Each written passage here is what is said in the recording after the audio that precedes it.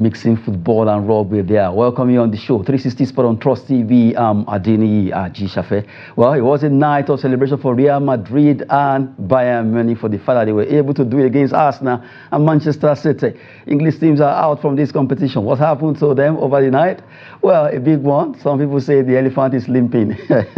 We'll be talking about this quickly. We look at UEFA Champions League quarter-final. Real Madrid, Bayern Munich reached semi-finals, beating City and Arsenal. It was a tough one. It was a tough one there. Let's look at the result as it went down on aggregate-wise, and also talking about the team that have made it to the semi-final right now. Bayern Munich, they defeated Arsenal 1-0 yesterday, cost of that 3-2 aggregate that they got. And right now, the Bavarians are celebrating while the Gunners, the Guns couldn't load some bullets and they went to sleep. For Manchester City, it was a payback time for Real Madrid, who actually did well via penalty shootout. They played 1-1 draw there. 4-4 it ended on at least extra time before they went on penalty shootout. Real Madrid was able to do it, and they actually did it convincingly well. Right now, they are celebrating for the fact that they've been able to qualify for the semi-final. Let's look at the semi-finalists of this competition that will be coming up. You have Bayern Munich against Real Madrid. Borussia Dortmund will face PSG, and Mbappe is saying, bring them on. We are ready for the Madrid stars, the Los Merengues as they call them. They are ready for the Bavarians.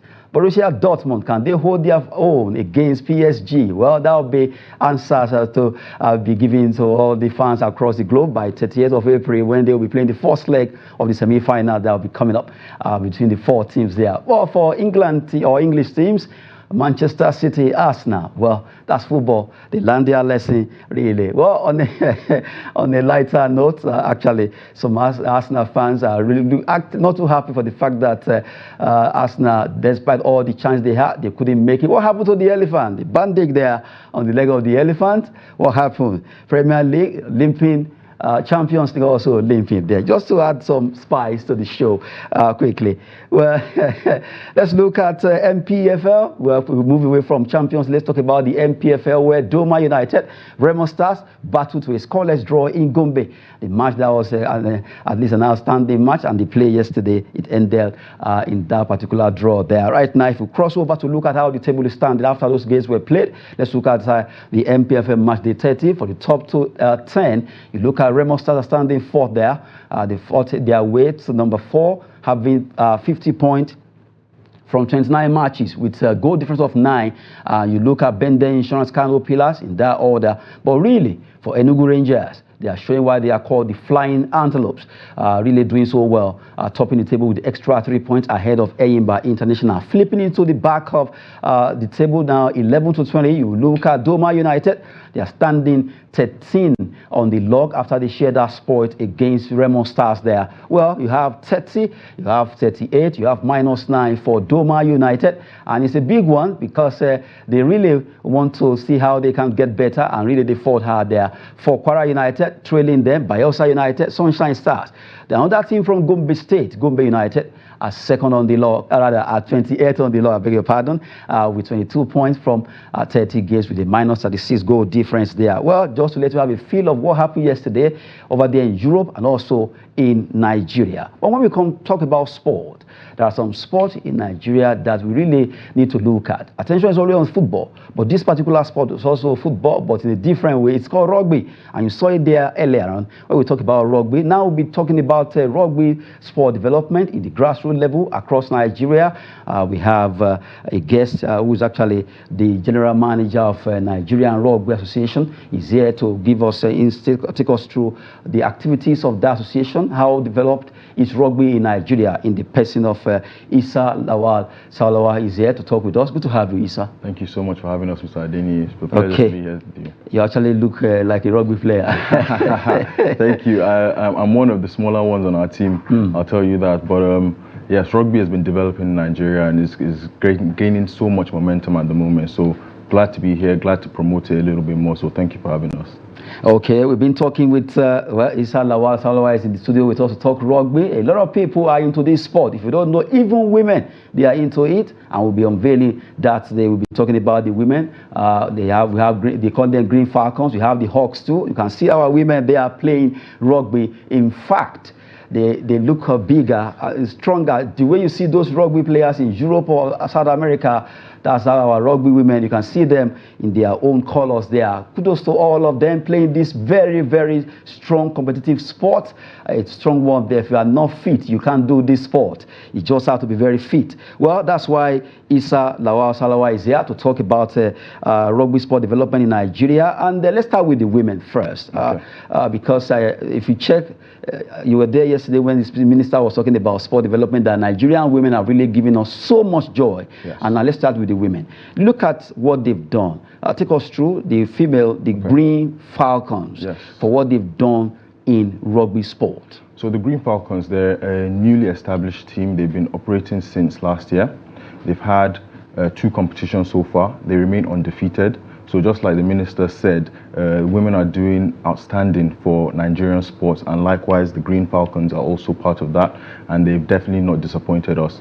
This year they will be playing for Rugby World Cup qualifiers in Kenya, against Kenya. So it's one game, win that, and they're in the World Cup. It's a feat that Nigeria has never achieved before. They will be the first Nigerian rugby league team to achieve a World Cup qualification. So we need the whole nation to be behind them and push these girls and let them go and lead us to some success as well. Now, talking about women now, we're still referring to women because if you look at it, this is a very physical sport, very strong. Do we have teams like the way you have league for men, for women in Nigeria? Yes. So we're doing that, we're developing that, it's all part of the development. So every team that has a men's team also has a female section of the team. So we integrate the training sometimes where it's not too physical, just so the understanding of the sport is across board. But when it comes to the physical playing, we separate them, the male and female, allow the females to engage along with themselves and the males do themselves. So with the female development, it's growing as quick as the male. Right now, we don't want to focus solely on the male's development. We want to make sure it's happening simultaneously. And while we're doing the female development, we also look into the grassroots youth as well. So every team that is established in Nigeria, part of the league, will have a female and youth program. Okay, you mentioned youth program. What was the age bracket of this youth program? Okay, so we have there's a rugby league academy. It's called Ibudo Academy. It's based in Lagos, but once we get that technical done, bring in some elite coaches, the sky is the limit for Nigerian rugby. Okay, talking about the sky is the limit for Nigerian rugby, I know we faced Ghana several times, and the rivalry between us, from food to music to movies to sport. In rugby, it has always been kind of Nigeria, Ghana, Nigeria, Ghana. Why is it always like that? So are they the 2 best in West Africa? So I would say that. So Nigeria and Ghana are the best in West Africa. They're the best established as well. Kudos to Ghana. They've made sure that they've kept their league going, built up the male-female team as well. So it allows us to have competition as well. That is just across the board for us. So it eliminates so much cost of logistics, etc. So we tend to play each other quite often for our test matches or competitively. Fortunately, Nigeria has always defeated Ghana, so we remain undefeated while playing Ghana. And there's another thing that Nigeria is winning ahead of Ghana. Okay, when it comes to rugby, let's come back home now. Let's talk about grassroots development of this sport. Is there any way you make maybe any awareness about this? Because we noticed that most rugby players are located in major cities, Abuja, Lagos, Kano. Where those clubs are.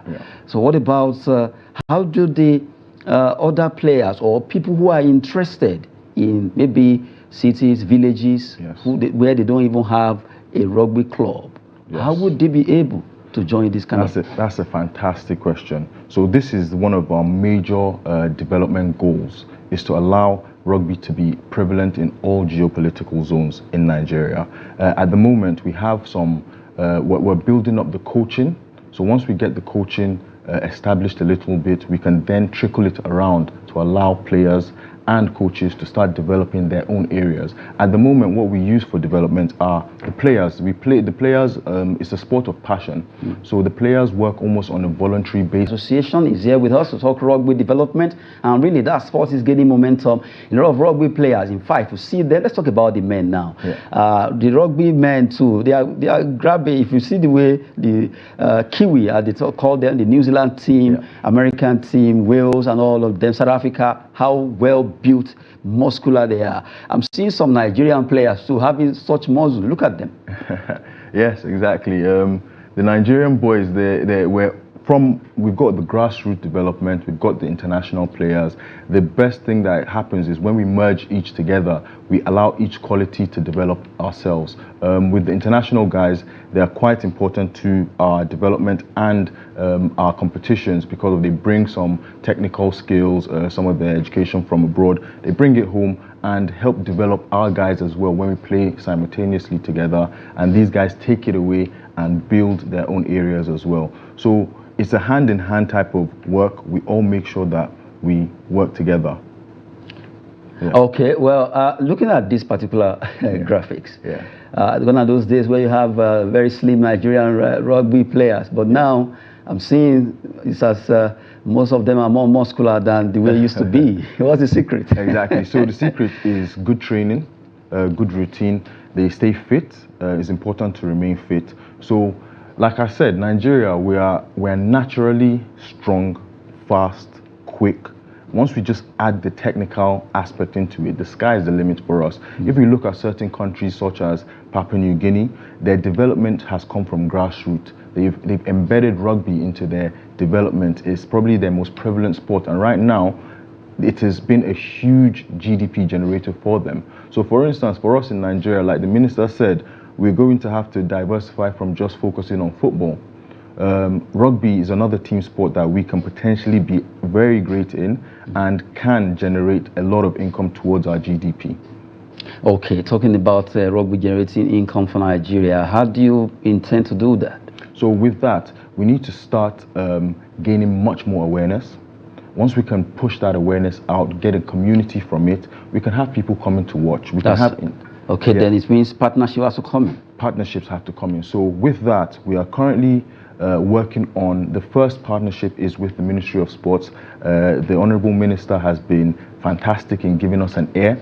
And once we get the endorsement from the ministry to allow us to push ourselves a bit further, it would allow better credibility when we search for local and international investments.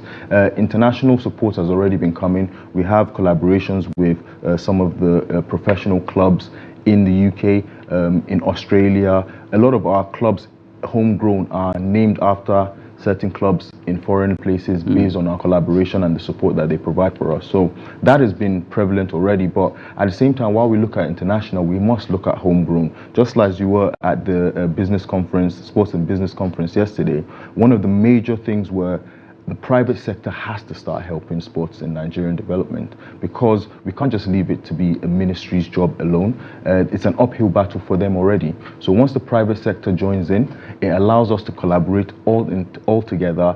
It allows better private interest and community development, school development, scholarship schemes.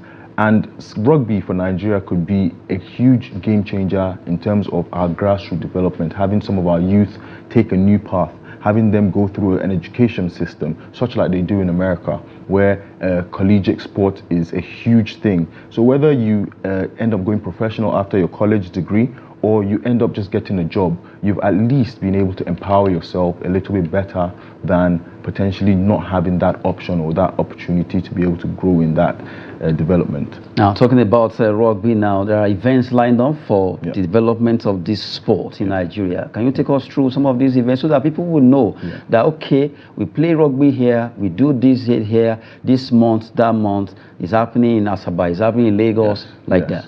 So exactly. So first of all, this year we've got a few competitions lined up, like you mentioned. For the first 13 players, it's the men's team, the Green Hawks. They have Olympic qualifiers as well. they're going to be playing in and sport. It can't just be on a voluntary basis or an ad hoc basis. It needs to start generating income for itself. So beach rugby is going to be something that is going to generally push the entertainment aspect of the sport out there, the education aspect of the sport out there, to allow corporate organizations, people traveling into the country, people that are based in Nigeria to participate with a group of people. It will be a learning and a very enjoyable experience for everybody, male, female, children, all involved. So that's what we're trying to do this year. We want to make sure that the momentum in terms of PR especially is pushed through the roof. As you mentioned PR, I noticed something about Ghana Rugby. They've been able to push theirs.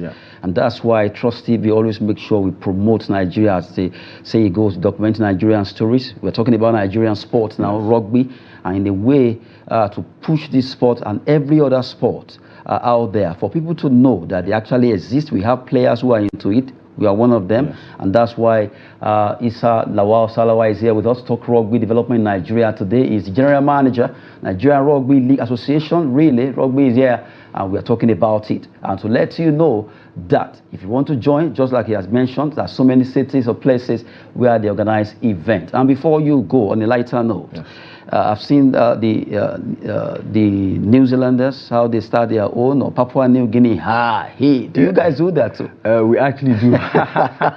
They call it, is it Harahiri or something? So for the New Zealanders, they call it the haka. Okay. Yeah, I believe it's a general name almost. Everybody has embedded that name as a haka as well. So ours is a haka, but a version of our own haka. So what is our own? Our own is very traditional. It is more traditional power. War cries, so it comes from majority the southern part of Nigeria. So you can just imagine when we used to go to war and battle, civil wars type of thing, that type of war cries, to put a shake into our opponents, and let them know that we mean business.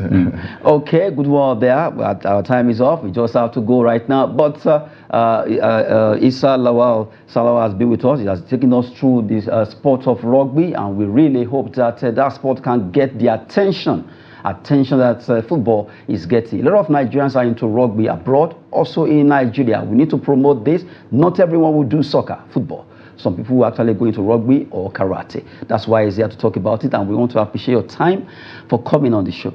Thank you so much. Appreciate you giving us the platform. Appreciate you giving sports development the platform. It's extremely commendable that we have such an ecosystem that we can push our development, and you help to promote that. So thank you very much for that. A big one there coming from Issa Salawa there, the General Manager of Nigerian Rugby League Association. Well, as we always say, that sport is fitness and business. I'm Madeni Ajishafe. Thanks for watching.